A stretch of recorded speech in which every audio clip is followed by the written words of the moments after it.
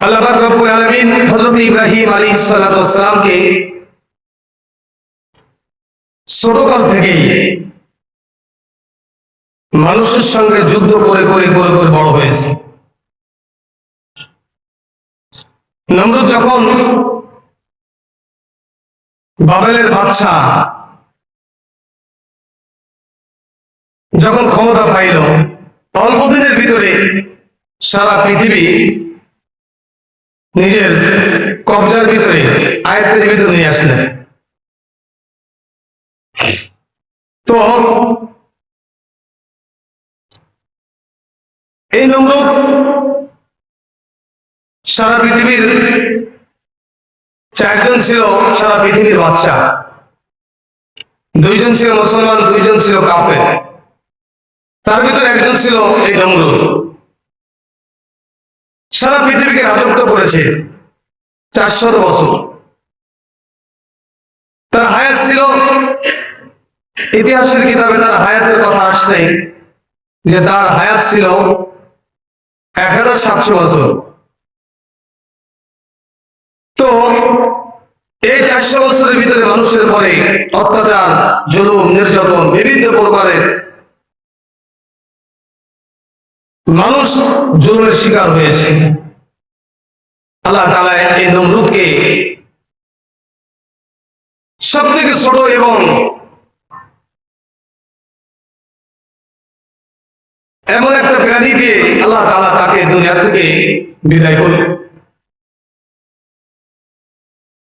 এই ঘটনার দিকে আমরা তাকাইলে বুঝতে পারি যে আল্লাহ তাআলা যাকে ক্ষমতা দেন, যদি সেই ক্ষমতা আল্লাহর আইন মোতাবেক না চলে, তাহলে আল্লাহ তাআলা তাকে বেইজ্জতি করে ওই সিংহাসন থেকে নামিয়ে দেয়। কুলিল্লাহুম্মা মালিকাল মুলকি তুতিল মুলকা মান তাশা ওয়া তানজিউল মুলকা মিম্মান তাশা ওয়া তুইজ্জু মান তাশা ওয়া তুযিল্লু মান তাশা। আল্লাহ তাআলা যাকে ইচ্ছা তাকে ক্ষমতার চেয়ার দান করেন, আবার যাকে ইচ্ছা আল্লাহ তাআলা তাকে ক্ষমতার চেয়ার থেকে বেইজ্জতি করে আল্লাহ তাআলা চেয়ার থেকে নামিয়ে দেন। এর সব থেকে বড় দৃষ্টান্ত হলো এই নমরুদ। আল্লাহ তাআলা এত ধন সম্পদ, টাকা পয়সা, ক্ষমতা দান করার পরেও আল্লাহ তাআলা তাকে বেইজ্জতি করে এই সিংহাসন থেকে তাকে নামিয়ে দিয়েছেন। ইব্রাহিম আলাইহিস সালাতু ওয়াস সালাম জন্মের আগ মুহূর্তে বাদশা নমরুদের দরবারে সরকারি কিছু জ্যোতিষী থাকতো। তারা কিছু পুঁথি টুথি বিভিন্ন জিনিস পড়ে ভাগ্য নির্ণয় করত। ভালো না খারাপ সংবাদগুলো তারা নির্ণয় করত।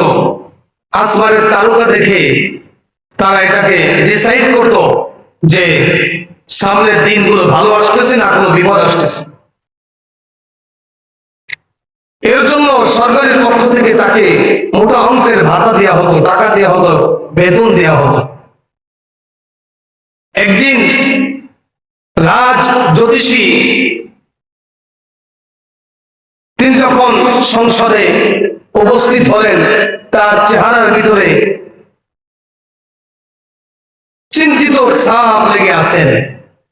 বাদশা নমরুদ জ্যোতিষীকে জিজ্ঞাসা করলেন, কি ব্যাপার, চতুর্দিকের খবর কি ভালো নাকি কোনো দুঃসংবাদ রয়েছে? প্রধান জ্যোতিষী বললেন, বাদশা নামদার, আমি কয়েকদিন যাবত দেখতেছি আকাশে একটি তারকা উদিত হয়েছে। তো এই তারকা দেখে আমার ভালো মনে হচ্ছে না, এবং এই তারকা দেখে আমি কিছু গবেষণা করে দেখলাম যে আজ থেকে 3 দিনের মধ্যে একটি সন্তান মায়ের গর্ভে, পিতার অরুষ থেকে মায়ের গর্ভে স্থানান্তরিত হবে। 3 দিনের মধ্যে এই বাচ্চা মায়ের গর্ভে যাবে। এখনো যাই নাই। তো বাদশা নমরুদকে বললেন, আর এই বাচ্চাই ভবিষ্যতে আপনার এই রাজত্ব ধ্বংসের কারণ হবে।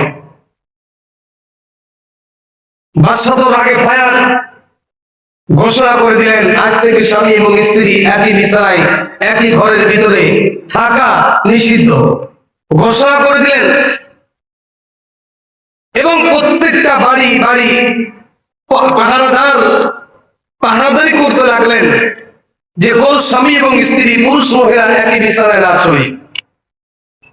এটার জন্য যাতে করে নমরুদের শত্রু যাতে দুনিয়ায় আগমন করতে না পারে। আর আল্লাহ পাক রব্বুল আলামিন যাকে ইচ্ছা তাকে দুনিয়ায় পাঠাইবেন, আর যাকে ইচ্ছা আল্লাহ তাআলা এই জগৎ থেকে নেওয়ার চেষ্টা করবেন।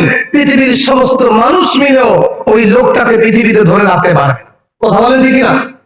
আল্লাহ যদি ইচ্ছা করেন কাউকে দুনিয়া থেকে নিয়ে যাইবেন, পৃথিবীর কোন মানুষ মিলেও ওই লোকটাকে দুনিয়ায় রাখতে পারবে না।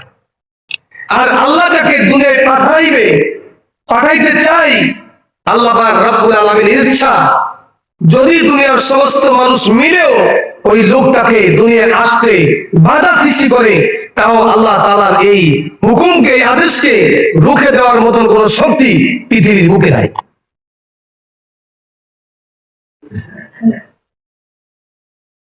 যার জ্বলন্ত প্রমাণ হলো নমরুদকে আল্লাহ তাআলা দুনিয়ায় পাঠাইবেন, এর আগে সংবাদ জ্যোতিষীর মাধ্যমে বাদশার কাছে পৌঁছে গেছে যে এমন একজন ব্যক্তি দুনিয়ার ভিতরে আগমন করতেছে, আসতেছে, যিনি হবেন এই বাদশা নমরুদের এই সিংহাসন থেকে নামানোর বা ধ্বংসের প্রধান কারণ হবে।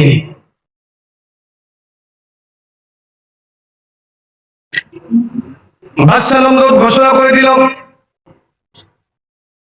স্বামী এবং স্ত্রী একই বিছানায় একই ঘরের ভিতরে থাকা নিষিদ্ধ।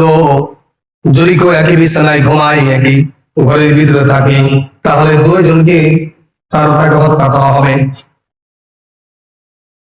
বাদশা ঘোষণা করে দিলেন, আল্লাহর কারিশমা বোঝা বড় তাই, আল্লাহু খায়রুল মাকিরিন। আল্লাহ তাআলা বলেন, দুনিয়ার মানুষ তোমরা যতই ষড়যন্ত্র করো না কেন, আমি আল্লাহ তাআলা উত্তম ষড়যন্ত্রকারী। তোমাদের সমস্ত ষড়যন্ত্রের জালকে ছিন্ন করে আমি আল্লাহ তাআলা যেটা চেষ্টা করব, আমি আল্লাহ তাআলা যেটা চিন্তা করব, আমি আল্লাহ তাআলা যেটা ফয়সালা করব, আমি ওইটাকেই দুনিয়ার ভিতরে বাস্তবায়িত করব। পৃথিবীর কোন মানুষ আমাকে রুখতে পারবে না। নমরুদ পারে নাই। নমরুদ ঘোষণা করে দিলেন, যে ঘরে পুরুষ এবং মহিলা আছে ওই ঘরে পাহারাদারি করে পুরুষ এবং মহিলা একই বিছানায় একই ঘরের ভিতরে একই রুমের ভিতরে থাকতে পারবে না। এইভাবে চলতেছিলেন। কিন্তু ইব্রাহিম আলাইহিস সালামের পিতা আজর, তিনি ছিলেন এই বাদশা নমরুদের প্রধান রাজকীয় একজন কর্মচারী। সব থেকে দামি দামি মূর্তি তিনি বানাইতে পারতেন, নিখুঁত ভাবে মূর্তি বানাইতে পারতেন। এত সুন্দর করে মূর্তি বানাইতো, দেখলে মনে হচ্ছে একজন মানুষ দাঁড়িয়ে আছে। নিখুঁত ভাবে মূর্তি বানাইতে পারত। এই জন্য তিনি সরকারি চাকরি করতেন। বাদশা নমরুদ যেই ঘরে যেই কক্ষে ঘুমাইতেন, ওই কক্ষের দ্বার প্রহরে তিনি পাহারাদারিতে নিযুক্ত ছিলেন। যেহেতু নমরুদের বাড়ি পাহারাদারি ছিলেন ইব্রাহিম আলাইহিস সালামের বাবা, মা নিজে একাই বাসার ভিতরে থাকতেন, একা একা, কোনো পুরুষ মানুষ থাকতো না। এই জন্য বাদশার কর্মচারীরা মনে করলেন আজরের বাড়িতে কোনো পুরুষ মানুষই থাকে না, এই বাড়ি পাহারাদারি দেওয়ার কোনো দরকার নাই। আল্লাহর কারিশমা বোঝা বড় তাই, গভীর রজনীতে আল্লাহ তাআলা স্বামী এবং স্ত্রীকে মিলনের একটা রাস্তা খুলে দিলেন। স্বামী এবং স্ত্রীর মিলনের মাধ্যমে ইব্রাহিম আলাইহিস সালাম মায়ের উদর থেকে মায়ের উদরে প্রবিষ্ট হলেন, স্থানান্তরিত হলেন, মায়ের গর্ভে চলে গেলেন। 3 দিন পার হয়ে গেল। রাজ জ্যোতিষী রাগান্বিত অবস্থায় রাজদরবারে উপস্থিত হয়েছে। আপনার কথাকে অমান্য করে, তার এত বড় সাহস, আপনার কথাকে অমান্য করে স্বামী স্ত্রী মিলন হয়েছে। আল্লাহ পাক রব্বুল আলামিন দুনিয়ার সমস্ত মানুষ মিলে যাকে পৃথিবীতে আসতে দিবে না।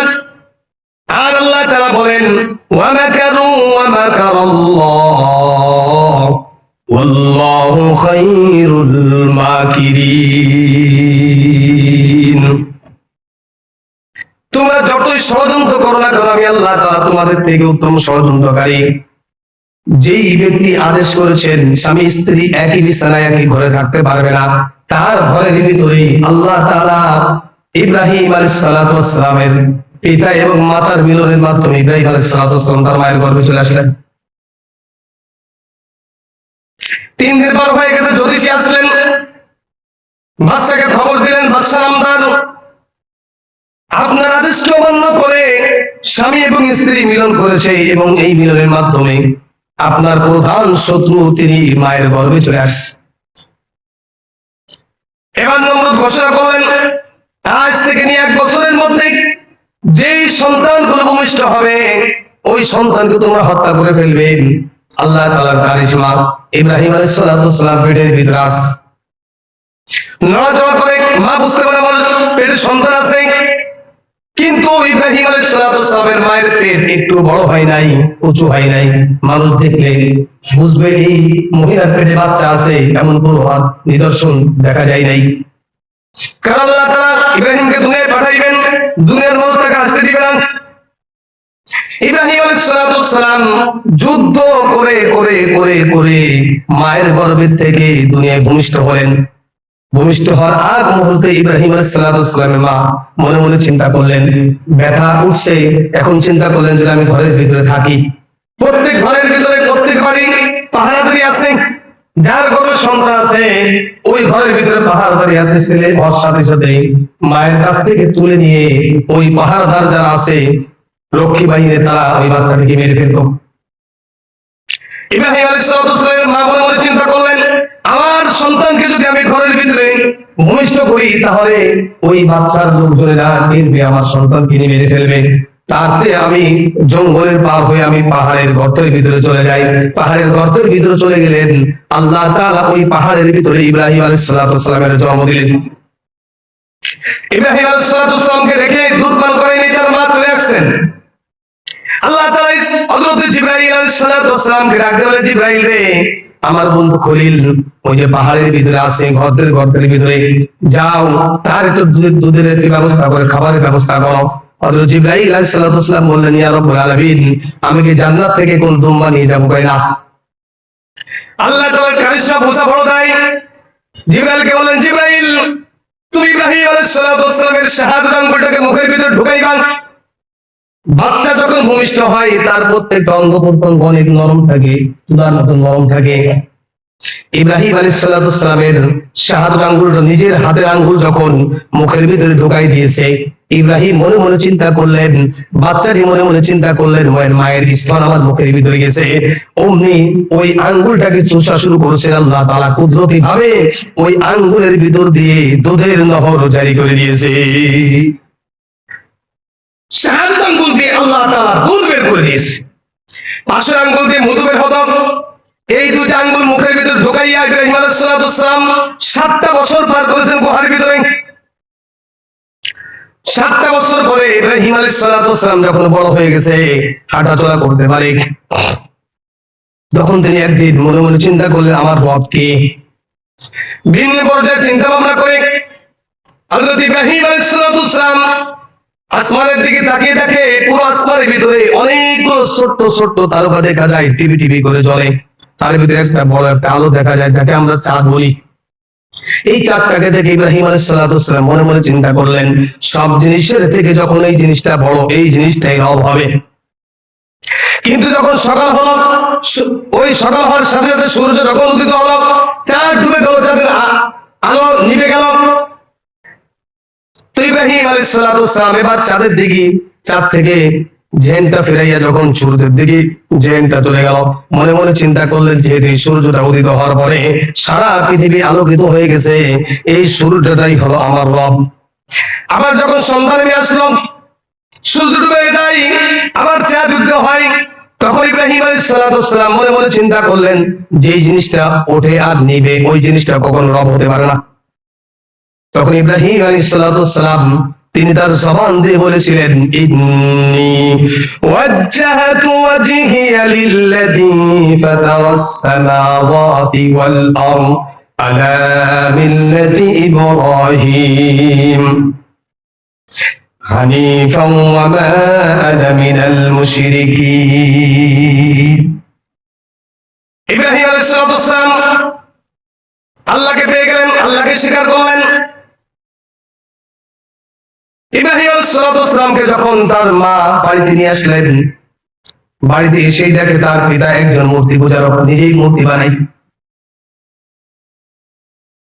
ইব্রাহিম আলাইহিস সালাম তার কওমদেরকে, তার পিতাকে এবং তার কওমদেরকে অনেক বুঝিয়েছে। একদিন ইব্রাহিম আলাইহিস সালাম দেখে নিজের হাতে যে মূর্তিটা বানাইল, তার পিতা নিজের হাতে মূর্তিটা বানাইয়া রেখে দিয়ে আবার ওই মূর্তিটাকে পূজা করে, মূর্তিটাকে সিজদা করে। নিজের হাতে যে মূর্তিটা বানিয়েছেন আবার সেই মূর্তিটাকে নিজেই সিজদা করতেছেন। আল্লাহ তাআলা ইব্রাহিম আলাইহিস সালাম এটা দেখে তখন যে কথাগুলো বলেছিলেন আল্লাহ তাআলা, এই কথাগুলো আল্লাহ পাক রব্বুল আলামিন কোরআনের ভাষায়, আরবি ভাষায় আল্লাহ তাআলা কোরআনের ভিতরে এই কথাগুলোকে আল্লাহ তাআলা লিপিবদ্ধ করে দিলেন।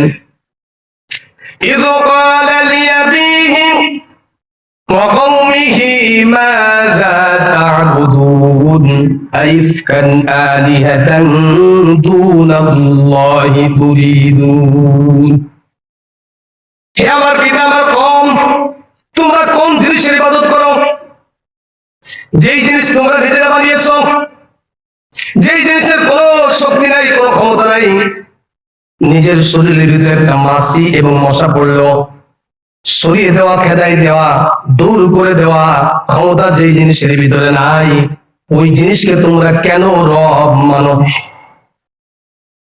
ইয ক্বালা লিআবিহি ওয়া কওমিহি মাযা তা'বুদুন আইফকান আলিহাতান দুনাল্লাহি তুরিদুন।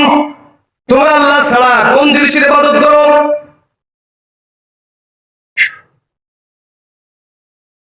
পিতাকে যখন এই নসিহত করলেন যে আপনি যে জিনিসটা নিজের হাতে বানান, আবার ওই জিনিসটার ইবাদত আপনি করেন কেন? বাবাও টের পেয়েছিলেন এই সন্তানই হবে নমরুদের ধ্বংসের কারণ। তো বাবা সন্তানকে সতর্ক দিতেছেন, ধমক দিতেছেন, সতর্ক করতেছেন, খবরদার এইভাবে আর কখনো কথা বলবে না। এইভাবে যদি কথা বলো তাহলে তোমার বিরুদ্ধে রাজ দরবারে মামলা দায়ের করা হবে, আমি হব সেই মামলার বাদী। নিজের পিতা বলতেছেন। ইব্রাহিম আলাইহিস সালাম তিনি এমন একজন ব্যক্তি, সারা পৃথিবীর সমস্ত মানুষ একদিকে, আর ইব্রাহিম আলাইহিস সালাম ছিলেন সত্যের পক্ষে একদিকে। সারা পৃথিবীর সমস্ত মানুষ, অন্যান্য নবী যারা আছেন, হযরত আদম নবী আলাইহিস সালাম থেকে নিয়ে আমাদের নবী মুহাম্মদ রাসূলুল্লাহ সাল্লাল্লাহু আলাইহি ওয়াসাল্লামের জন্মের আগ পর্যন্ত ঈসা আলাইহিস সালাম, জন্মের পরে কেউ না কেউ তার বন্ধু হয়ে যায়, কেউ না কেউ তার বন্ধু হয়ে যায়, তার কথা মানে তাকে বিশ্বাস করে। কিন্তু ইব্রাহিম আলাইহিস সালাম এমন একজন ব্যক্তি ছিলেন, সারা পৃথিবীর সমস্ত মানুষ তার বিরুদ্ধে, একমাত্র হযরত ইব্রাহিম আলাইহিস সালাম সত্যের পক্ষে একাই লড়াই করে গেছে, একা লড়াই করছে। নিজের পিতা বলতেছেন তুমি যদি এরকম কথা বলো তাহলে তোমার বিরুদ্ধে আমি রাজ দরবারে মামলা দায়ের করব, আর সেই মামলার বাদী আমি নিজে হব। মা ওদের পেয়ে গেলেন, মা বলতেছেন খবরদার বাবা এই কথা বলবে না। হযরত ইব্রাহিম আলাইহিস সালাম অনেক বোঝানোর চেষ্টা করলেন, অনেক বুঝিয়েছেন, তার কওমদেরকে বুঝিয়েছেন, তার মাকে বুঝিয়েছেন, তার বাবাকে বুঝিয়েছেন, অনেক বুঝিয়েছেন, কিন্তু বুঝে কোনো লাভ হয় নাই। ইব্রাহিম আলাইহিস সালামের এই সংবাদগুলি আস্তে আস্তে আস্তে আস্তে করে যাইতে যাইতে রাজ দরবারে পৌঁছে গেছে।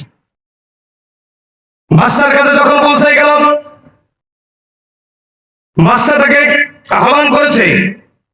ইব্রাহিম আলাইহিস সালাম রাজ দরবারে প্রবেশ করলেন, কিন্তু রাজ দরবারে প্রবেশ করার নিয়ম হলো মাথাটা নিচু করে সিজদা অবস্থায় মাথাটা নিচু করে ঢুকতে হবে। কিন্তু ইব্রাহিম আলাইহিস সালাম তার সিনাটাকে টান টান করে ভিতরে ঢুকলেন, প্রবেশ করলেন। বাদশা নমরুদ দেখে আশ্চর্য হয়ে গেলেন, বলে হে বালক, তোমার এত বড় সাহস কিভাবে হয়? আমার দরবারে আসলে কিন্তু আমাকে সম্মান করলে না। আমি হলাম এই জামানার রব, আমি হলো বড় খোদা, আমার থেকে বড় কোনো খোদা আর নাই, তাহলে তুমি কেন আমাকে সম্মান করলে না? ইব্রাহিম আলাইহিস সালাম তখন বললেন যে না, আমার রব হলো আল্লাহ, তুমি হলো তার মাখলুক, তুমি হলো মাখলুক, আমিও মাখলুক, তুমিও মাখলুক। সম্মান পাওয়ার উপযুক্ত একজন যিনি হলেন এই আসমান জমিন পৃথিবী সব কিছু সৃষ্টি করেন একজন, তিনি হলেন আল্লাহ, তিনি হলেন সম্মান পাওয়ার উপযুক্ত। আমার এই গর্দানটা, আমার এই মাথাটা একমাত্র তার জন্য নত হবে, পৃথিবীর কোনো মানুষের জন্য নত করা হবে না। ইব্রাহিম আলাইহিস সালামের সাথে এবং নমরুদের সাথে অনেক বড় তর্ক হলো, বিশাল তর্কযুদ্ধ বলা হয়। সূরাতুল বাকারার ভিতরে আল্লাহ তাআলা বলেন, আলাম তারা ইলাল্লাযী হাজ্জা ইব্রাহিম ফি রাব্বিহি আন আতাহুল্লাহুল মুলক। তোমরা ওই দিনের কথা স্মরণ করো যাকে আমি আল্লাহ তাআলা রাজত্ব দিয়েছিলাম, তার সঙ্গে আমার নবী ইব্রাহিম আলাইহিস সালামের তর্ক হয়েছিল। তর্ক বাঁধলেন, দুইজনে তর্ক করা শুরু করলেন। রব নমরুদ বলতেছেন, আমি হলাম বড় খোদা, আমি হলাম বড় রব, তাহলে তুমি একজন রব, তোমার পক্ষে কিছু দলিল পেশ করা লাগবে। ইব্রাহিম আলাইহিস সালাম বলতেছেন, তুমি আমার রব না, এর পক্ষে কিছু দলিল পেশ করা লাগবে। এই দলিল করে কথাগুলো আল্লাহ তাআলা কোরআনের ভাষা আমাদের জন্য নসিহত স্বরূপ বানিয়ে দিয়েছেন। আল্লাহ তাআলা বলেন, ইয ক্বালা ইব্রাহিম রাব্বিয়াল্লাযী ইউহয়ী ওয়া ইউমীত। ইব্রাহিম আলাইহিস সালাম যখন এই নমরুদের সঙ্গে তর্ক যুদ্ধ শুরু হলো, এক পর্যায়ে ইব্রাহিম আলাইহিস সালাম তার প্রভুর পক্ষে কিছু দলিল পেশ করলেন। দলিলটা হলো, এক নম্বর দলিল পেশ করলেন, ইব্রাহিম আলাইহিস সালাম বললেন, আমার রব হলো তিনি, যিনি আল্লাহ তাআলা, যিনি মৃত্যু দান করেন, এই যে জীবিত দান, মানুষকে জীবন দান করে, আবার মানুষকে মৃত্যু দান করেন। বাদশা নমরুদ বলেন, এটা আমিও পারি, এটা আমিও পারি। ইব্রাহিম আলাইহিস সালাম বললেন, কিভাবে? আপনি পারেন, একটু দেখাই দেন।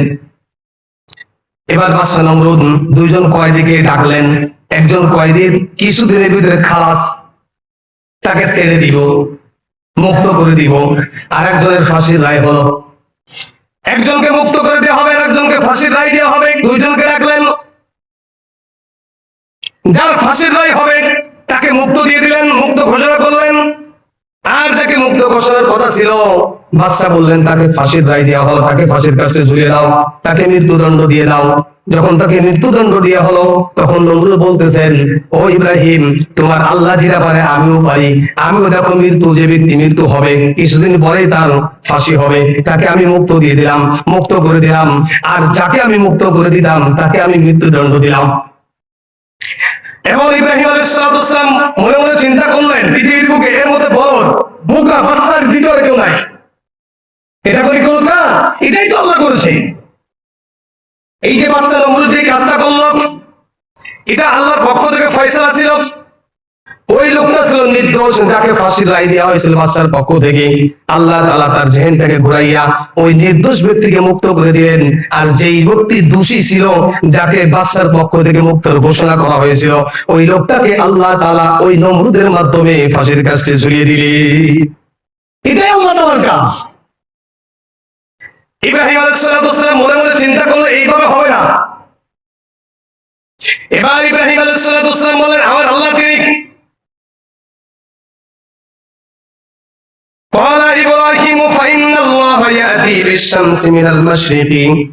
আমার আল্লাহ তাআলা যিনি, তিনি হলেন আমার আল্লাহ তাআলা, যিনি পূর্ব দিক দিয়ে সূর্য উদিত করে আর পশ্চিম দিকে যে ডুবাই। তোমার যদি কোনো ক্ষমতা থাকে তাহলে তুমি পশ্চিম দিকে উঠাইবা আর পূর্ব দিক দিয়ে ডুবাইবা।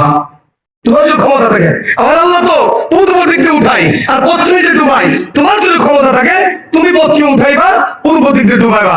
এই ক্ষমতা তো পৃথিবীর কেউ নাই, আছে? কেউ নাই। বাদশা নমরুদ চিন্তা করলেন, আমি বাদশা ঠিক আছে, কিন্তু এই ক্ষমতা তো আমার ভিতরে নাই। আগেরটা আমার ক্ষমতার ভিতরে ছিল, এই জন্য আমি যাকে মুক্ত ঘোষণা তাকে আমি ফাঁসির কাস্টে ঝুলিয়ে দিলাম। এটা আমার ক্ষমতার ভিতরে ছিল, এটা আমার আওতার ভিতরে ছিল, কিন্তু এখন যে প্রশ্নটা করলো এই প্রশ্নটা তো আমার আওতার বাইরে চলে গেছে। হ্যাঁ? যদি বলতো যে একটা মূর্তি বানিয়ে দেখাও, এটা পারতাম,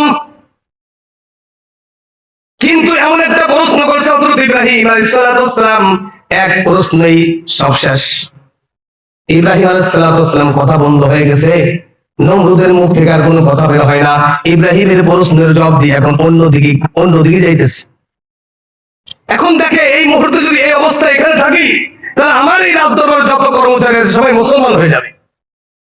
এই জন্য ইব্রাহিম আলাইহিস সালামকে গ্রেফতারি পরোয়ানা জারি করে দিলেন। অপরাধটা হলো বাদশার সঙ্গে তর্ক বিতর্ক করার জন্য আমি তাকে গ্রেফতারি করলাম। তাকে গ্রেফতার করা হলো, গ্রেফতার করে তাকে জেলখানা আবদ্ধ করে দেওয়া হলো। কারণ সে হলো এমন একজন ব্যক্তি, তিনি নমরুদের বিরুদ্ধে চরণ করেছে, তার বাদশাহী নিয়ে, তার খোদায়িত্ব নিয়ে বড়াই করেছে। এই জন্য তার অপরাধ একটাই, তিনি নমরুদকে খোদা বলে স্বীকার করে নাই। একটাই অপরাধ। পৃথিবীতে ওই জামানায়, ওই সময় দ্বিতীয় কোনো মুসলমান ছিল না, ইব্রাহিমের সাহায্যকারী কেউ ছিল না। একমাত্র ইব্রাহিম নিজের থেকে এই নমরুদ এবং তার কওমের পক্ষে যুদ্ধ করেছে, একাই লড়াই করেছে। ইব্রাহিম আলাইহিস সালামকে কিছুদিন পরে ইব্রাহিম আলাইহিস সালাম তর্ক করা অপরাধে, খোদা না মানার অপরাধে তাকে নমরুদ একটা অগ্নিকুণ্ডে নিক্ষেপ করার জন্য অগ্নিতে পুড়াইয়া, আগুনের ভিতরে পুড়াইয়া মারার একটা পরিকল্পনা করলেন। রাজদরবার কর্মচারীদের কাছে পরামর্শ নিলেন কি করা যায় ইব্রাহিমকে নিয়ে। কারণ ওর সঙ্গে তর্ক করা যাবে না, কারণ ও এমন এমন কিছু বলবে যেটা আমি পারবো না। তাহলে মানুষ বুঝে যাবে আমি সত্য নবী, সত্য খোদা না, আমার খোদাই তো ফাঁস হয়ে যাবে। এই জন্য তার সঙ্গে তর্ক করা যাবে না, তাকে দুনিয়া থেকে চিরবিদায় করা হবে। কিভাবে করা যায় পরামর্শ চাইলেন। তো কিছু মানুষ পরামর্শ দিল তাকে আগুনে নিক্ষেপ করে তাকে কি করো, পুড়ে মেরে ফেলাও। কেউ বললো তাকে কতল করে ফেলাও। নমরুদ বললেন কতল করলে তো অল্প সময়ের ভিতরে জানটা বের হয়ে যাবে, এক কপ দিয়ে গর্দানটা ফেলে দিব, অল্প সময়ের ভিতরে তার মৃত্যু হয়ে যাবে। কিন্তু আগুনের ভিতরে দিলে আস্তে আস্তে যন্ত্রণা দিয়ে তাকে মৃত্যু দেওয়া হবে। নমরুদ ওই কথাকেই গ্রহণ করে নিলেন। এলাকার ভিতরে, দেশের ভিতরে ঘোষণা করে দিল বিশাল একটা কুণ্ড নির্মাণ করা হোক, বিশাল এক গর্ত। বিশাল গর্ত যখন খোঁড়া হলো, এবার ওই গর্তের ভিতরে কাষ্ঠ জোগাড় করা হলো। এলাকার থেকে, দেশের থেকে, সব জায়গা থেকে কাষ্ঠ এনে ওখানে জোগাড় করা হলো।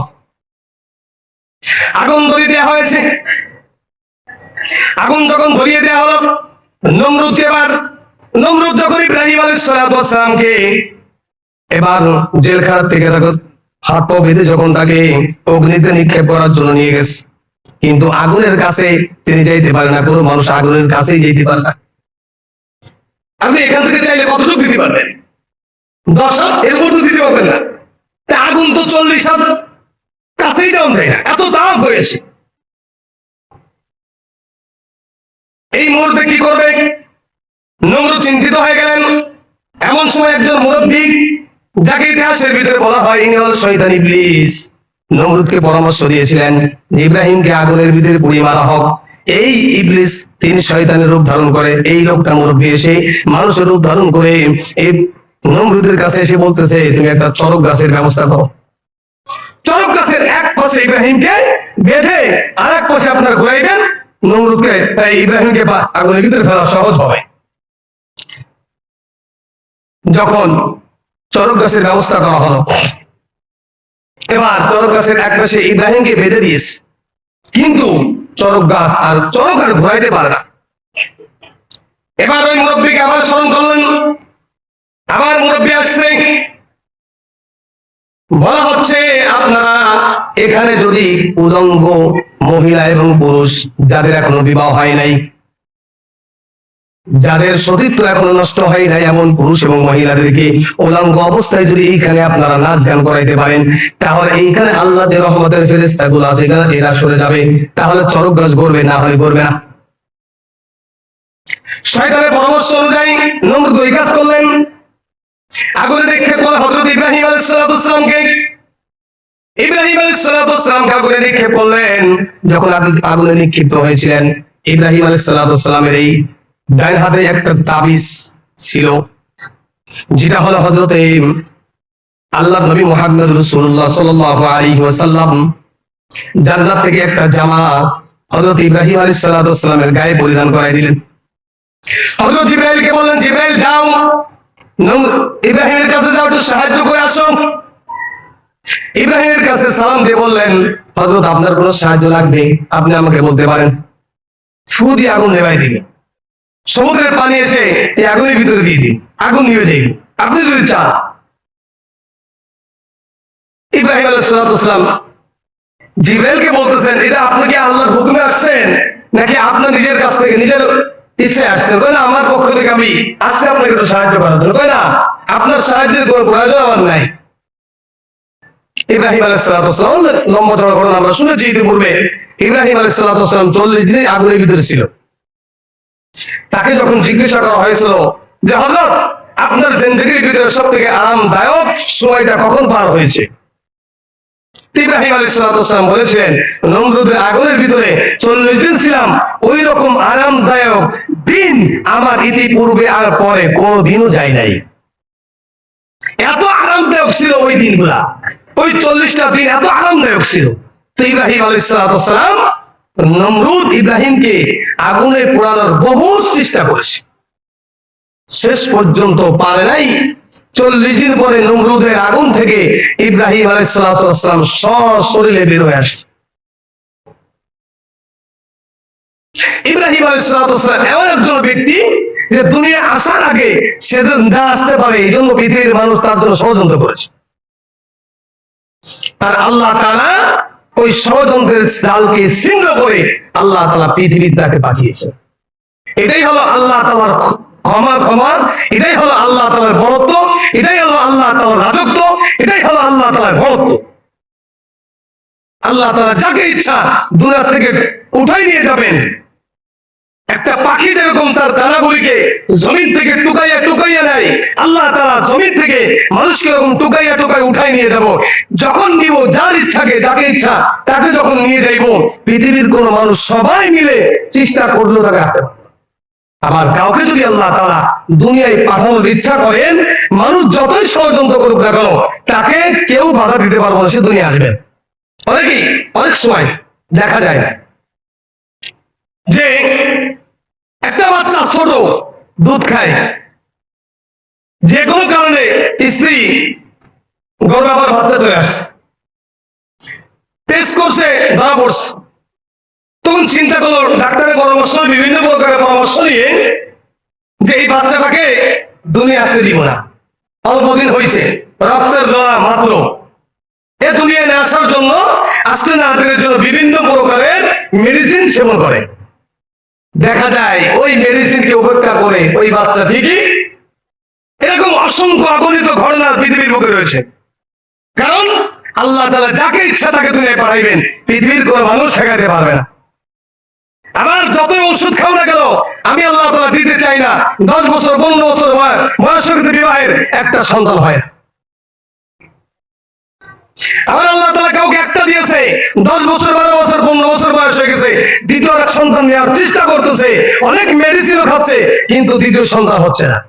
এটাই হলো আল্লাহ তাআলার কারিশমা। আল্লাহ তাআলা কাউকে একটা দিয়ে খুশি রাখে, আবার কাউকে আল্লাহ তাআলা এমন পরিমাণ দেয় যে তারা বন্ধ করার চেষ্টা করেও তারা বন্ধ করতে পারে না। এটাই হলো আল্লাহ তাআলার ক্ষমতা। আল্লাহ তাআলা বলেন, আল্লাহু খায়রুল মাকিরিন। তোমরা যতই ষড়যন্ত্র করো না কেন, যতই মেডিসিন খাও না কেন, আমি আল্লাহ তাআলা যাকে দুনিয়ায় পাঠাইবো তাকে পাঠাইবো। যাকে আমি আল্লাহ তাআলা দুনিয়ায় পাঠাইবো না, দুনিয়ার সমস্ত কবিরাজের সমস্ত ওষুধ সেবন করলো, আমি আল্লাহ তাআলা তোমার সন্তান দিব না, কারণ এটা আমি আল্লাহ তাআলার পক্ষ থেকে নির্ধারিত। ইব্রাহিম আলাইহিস সালামের পর্যায় এরকম ছিল, তিনি দুনিয়া আসবেন। এর আগেই যখন তারা খবর পেয়েছে দুনিয়ার সমস্ত ক্ষমতাসীন রাজা যারা ছিলেন ইব্রাহিমকে দুনিয়া আসতে দিবে না, কিন্তু আল্লাহ তাআলা ইব্রাহিমকে দুনিয়ায় পাঠাইলেন। শুধু পাঠাইলেন না, এই ইব্রাহিম আলাইহিস সালাম নমরুদের ধ্বংসের কারণ হয়ে দাঁড়াইল। ইব্রাহিম আলাইহিস সালাম তার কওমেরা মূর্তি পূজা করত। আপনারা যারা দেখেছেন দুর্গা পূজা, 12 মাসে 13 পূজা হয়, সব থেকে বড় দুইটা পূজা, একটা হলো দুর্গা পূজা আর একটা হলো কালী পূজা। দুর্গা পূজার ভিতরে অনেকগুলো মূর্তি থাকে, তার ভিতরে একটা মূর্তি থাকে যার নাম হলো দুর্গা, তার 10টা হাত থাকে। এই মূর্তিগুলো দিয়ে তারা পূজা করে। ইব্রাহিম আলাইহিস সালামের ওই রাজকীয় বিশাল একটা মন্দির ঘর, ওইটা হলো এমন একটা জায়গা, ওই শহর থেকে বের হওয়ার রাস্তার কিনারায় ওই মূর্তি ঘরটা, ওই মন্দির ঘরটা। ওইখান থেকে মানুষে যখন বাইরে যায়, ওই ঘরে যে ওই মন্দিরে যে ওই দেব দেবীর কাছ থেকে তারা কিছু দোয়া নিয়ে, ওখান থেকে কিছু দোয়া নিয়ে তারা যায়। আমরা যেরকম মুরব্বীদের কাছ থেকে কোনো কিছু যাওয়ার সময় দোয়া নিই, চাকরি করতে যাইবো, ইন্টারভিউ দিতে যাইবো, মায়ের কাছ থেকে দোয়া নাই, দাদির কাছ থেকে দোয়া নাই, চাচির কাছ থেকে দোয়া নাই, মুরব্বী যারা আছে তাদের কাছ থেকে এসে দোয়া নাই, হুজুরের কাছ থেকে এসে দোয়া নাই, হুজুর আমি একটু পরীক্ষা দিতে চাই, একটু দোয়া করেন, করি না? এরকম তারাও যখন কোনো ভালো কাজে যাইতো তখন মন্দিরে যায়। এক একটা আছে মন্দিরের ভিতরে, বিভিন্ন প্রকারের দেব মূর্তি আছে। কেউ বরকতের দোয়া করে, কেউ বিপদ মোচনের দোয়া করে। তার কাছে যাইতো যে আপনি আমাকে দোয়া করেন, আমাকে সমস্ত বিপদ আমার থেকে আপনি রক্ষা করেন। রক্ষা করার মালিককে, রক্ষা করার মালিককে, বিপদের হাত থেকে বিপদ দেওয়ার মালিককে, বিপদ থেকে রক্ষা করার মালিককে। অনেক জায়গায় অনেক প্রকার অ্যাক্সিডেন্ট হয়। অ্যাক্সিডেন্ট হওয়ার পর দেখা যায় যে প্রাপ্তবয়স্ক তারা মারা গেছেন, অথচ অল্প বয়স, সে কিছু এমন বোঝে না, 3 বছর 4 বছর অথবা 6 মাস 8 মাস 1 বছর 1.5 বছর বয়স হয়েছে, তাদের কিছু হয় নাই, কিছুই হয় নাই। এটা আল্লাহর পক্ষ থেকেই। এই জন্য তো বিপদ দেওয়ার মালিক যিনি, বিপদ থেকে রক্ষা করার মালিকও তিনি। তারা এরকম মূর্তি পূজা করত আর তাদের কাছ থেকে দোয়া নিত। এরকম মেলা, বিশাল বড় একটা মেলা, এলাকা থেকে, গ্রাম থেকে, শহর থেকে বের হয়ে বাইরে বিশাল এক মেলার আয়োজন করেছে, দুর্গা পূজার মেলা। তো দুর্গা পূজায় যখন যায় তখন সবাই যায়, সবাই যায়। তো ওই সময় হিন্দুদের কোনো বয়স্ক মুরব্বী তারাও বাড়ি থাকে না, সবাই চলে যায়। ইব্রাহিম আলাইহিস সালাম তার কাছে আসছে, তার কাছে তার বয়স সমবয়স্ক যুবকেরা আসছে ইব্রাহিমের কাছে, চলো আমরা একটু মেলার থেকে ঘুরে আসি। কারণ তারা চিন্তা করলেন ইব্রাহিম আলাইহিস সালাম আমাদের মূর্তির বিরুদ্ধে চরণ করে, তাকে যদি কোনো মতে আমাদের মেলায় নিয়ে যাইতে পারি তাহলে তার কলবের ভিতরে আমাদের মেলার একটা মহাব্বত জন্ম নেবে। ইব্রাহিম আলাইহিস সালাম তখন বললেন, ক্বালা ইন্নী সাকিম, ইন্নী সাকিম, আমি অসুস্থ। এখানে তাফসীরের ভিতরে মুহাদ্দিস ইসলাম লিখেছেন তিনি তো অসুস্থ ছিলেন না, সুস্থ ছিলেন। তারপরও কেন অসুস্থ বললেন? ইমানের দিক দিয়ে অসুস্থ। ইমানের দিক দিয়ে, ইমানের দিক দিয়ে অসুস্থ। কারণ কি? আল্লাহ তাআলা বলেন, ইয়া আইয়ুহাল্লাযীনা আমানু কু আনফুসাকুম ওয়া আহলিকুম নারা। এ দুনিয়ার মুসলমানের আগে তোমরা নিজে আগুন থেকে বাঁচো এবং অন্যদেরকে বাঁচানোর চেষ্টা করো। তাই আমার পরিবার পরিজন হালে পায়, এরা জাহান্নামে চলে যাচ্ছে, আমি তাদেরকে বাঁচাইতে পারতেছি না, এর জন্য আমি অসুস্থ। ইমানের দিক দিয়ে, ইসলামের দিক দিয়ে, তাওহীদের দিক দিয়ে আমি অসুস্থ। এই কথা যদি ইব্রাহিম আলাইহিস সালাম সংক্ষেপে বললেন, ইন্নী সাকিম, আমি অসুস্থ, আমি যাইতে পারবো না। ইব্রাহিম আলাইহিস সালামের বন্ধু বান্ধব সবাই চলে গেলেন। ইব্রাহিম আলাইহিস সালাম পড়ে রইলেন একা, এলাকার ভিতরে, গ্রামের ভিতরে, আর কোনো দ্বিতীয় কোনো মানুষ নাই, একা। ইব্রাহিম আলাইহিস সালামের মহল্লার ভিতরে সবাই যখন চলে গেলেন মেলায়, ইব্রাহিম এলাকার ভিতরে ঘুরলেন, কাউকে পাইলেন না। এবার ওই মূর্তি মন্দিরের ভিতরে ঢুকলেন, একটা হাতে কোড়াল নিয়া, একটা হাতে কোড়াল নিয়ে মন্দিরের ভিতরে ঢুকলেন। মন্দিরের ভিতরে যায় দেখি ভালো ভালো দামি দামি কিছু খাবার ওই মন্দিরের ভিতরে মূর্তির সামনের ভিতরে দেওয়া আছে। আপনারা যারা দেখেছেন, তারা যখন পূজা করে কিছু প্রসাদ ওদের মুখের ভিতরে দেয়। আমরা ছোট করে দেখছি, কারণ আমাদের বাড়ির পাশে অনেক হিন্দুরা আছে, ওই যে মাটির জিনিস বানায়, মুখের ভিতরে ঢোকায়, মানে খাওয়াই দিচ্ছে, আসলে তো খায় না, তাদের মুখ আছে নাকি? জিরা বানাইছে নিজের হাতে বানানো, মাটি দিয়া। অনেক দামি দামি খাবার পরে আছে। ইব্রাহিম আলাইহিস সালাম ওই মন্দিরের ভিতরে সব থেকে বড় যে, যার বেশি হাত, তাকে লক্ষ্য করে বললেন, তুমি তো জানো তোমার কোনো শক্তি নাই, কেন তুমি কমদেরকে বলো না? তুমি জানো তোমার কোনো শক্তি নাই, তুমি কে? তারপরও তোমার ইবাদত করে, তুমি কেন বলো না?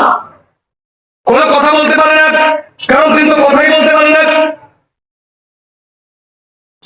ইব্রাহিম আলাইহিস সালাম নিজের কোরআন হাতে নিয়ে ওই হাত আঘাত করলেন, প্রত্যেকটা মূর্তিগুলো ভেঙে চুরমার করে ফেললেন। বড় মূর্তিকে ভাঙলেন না, তার গলার ভিতরে ঝুলিয়ে রাখলেন ওই কোরআনটা। ইব্রাহিম চলে আসলেন নিজের ঘরের ভিতরে। সন্ধ্যার সময় যখন ওই যে মেলার থেকে মানুষ যখন ঘরের ভিতরে আসতেছেন, বাড়ির ভিতরে মহল্লার ভিতরে ঢোকার আগে ওই রাস্তার মধ্যে মন্দিরের ভিতরে ঢুইকা ওখানে একটু সেবা দিবে, ওখানে একটু সিজদা দিবে, ওখানে একটু দোয়া করবে, তারপরে আসবে বাড়ি।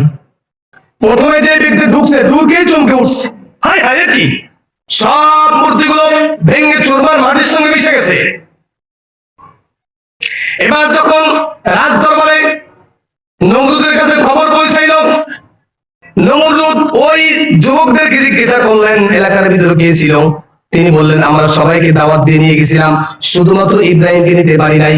ইব্রাহিম বলছিলেন ইন্নী সাকিম, অসুস্থ, এই জন্য যাই নাই। ইব্রাহিম আলাইহিস সালামকে ডাকা হলো। ইব্রাহিম আলাইহিস সালাম নমরুদকে বললেন আপনার মূর্তিকে ডাকেন। আপনি আপনাকে ডাকছেন তো সাক্ষী রাখবে না? আপনার মূর্তিগুলোকে কে ভাঙছে আপনি আমার কাছে প্রশ্ন করছেন, আপনার মূর্তিগুলোকে ডাকেন। মূর্তিগুলো ডাকা না, ডাকলে তো আসবে না। এবার নমরুদ ইব্রাহিমকে নিয়ে ওই মন্দিরের ভিতরে ঢুকছে। ইব্রাহিম বলতেছেন নমরুদ আপনি আপনার এই বড় মূর্তির কাছে জিজ্ঞাসা করেন যে তাকে তার এই ঘরের ভিতরে কি হয়েছে না হয়েছে, এটা তার কাছে জিজ্ঞাসা করেন। এই কথাটাও আল্লাহ তাআলা কোরআনের ভিতরে সূরা আম্বিয়ার মারিয়ামের ভিতরে আল্লাহ তাআলা দিবেন। আল্লাহ তাআলা বলেন ইয ক্বালা লিআবিহি ইয়া আবাতি লিমা তা'বুদু মা লা ইয়াসমাউ ওয়া লা ইউবসিরু ওয়া লা ইউগনি আনকা শাইআ। ইব্রাহিম আলাইহিস সালাম নমরুদকে বললেন মনে হয় খাবার ভাগাভাগি নিয়ে তাদের ভিতরে মারামারি হয়েছে, আপনারা সবাই মিলে বড় যে মূর্তিটা আছে এই মূর্তির সামনে দামি দামি খাবারগুলো রাখছেন আর কম দামি খাবারগুলো আশেপাশে রাখছেন, এই জন্য সবাই মিলে মারামারি করা, ওই খাবার খাওয়ার জন্য মনে মারামারি করছে। নমরুদ বললেন তুমি তো জানো যে আমার মূর্তিগুলো কথা বলতে পারে না। ইব্রাহিম আলাইহিস সালাম বললেন তাহলে যেই জিনিস কথা বলতে পারে না, যেই জিনিস আঘাত করলে আঘাত প্রতিরোধ করতে পারে না, যেই জিনিসের পরে যেই জিনিসের গায়ে মশা মাছি পড়লেও তারা দূর করতে পারে না, ওই ব্যক্তি কিভাবে আপনাদের রব হয়, আপনাদের প্রতিপালক হয় কিভাবে আমার বুঝে আসে না।